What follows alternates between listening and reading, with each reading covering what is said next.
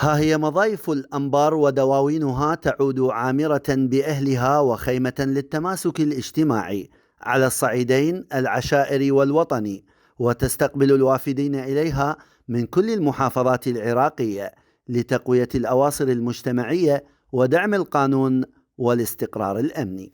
حاليا بمحافظة الأنبار تقريبا كل العشائر متقاربة ومتفاهمة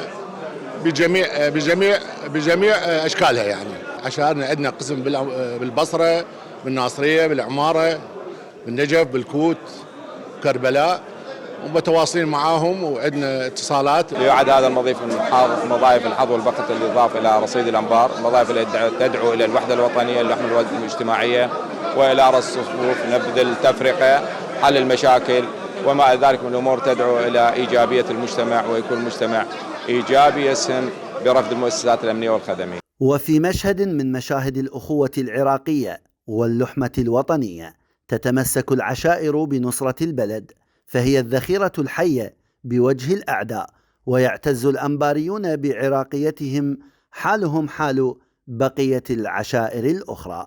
حضرنا هذا اليوم من مدينة الديوانية، مدينة العنبر والعطاء من الفرات الأوسط، لنشارك إخواننا في هذه المناسبة الكريمة، وهي افتتاح مضيف الأخ أبو أحمد سلام العجمي.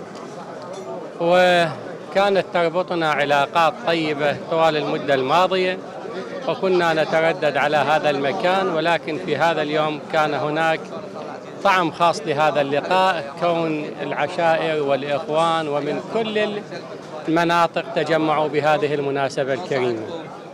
حقيقة أنا الذي عرفته منذ زمن أن العراق واحد والبلد واحد والعوائل مترابطة، وهذا بلدنا شئنا أم أبينا، نحن نشكل قواعده الأساسية. أحب كل العراق، أحب كل العراق بدون تمييز، وحب الوطن ساير بالشرايين، عند أهل الجنوب عقال على الراس، وكردستان كلهم ناس طيبين، عند أهل الجنوب عقال على الراس، وكردستان كلهم ناس طيبين عراقيين.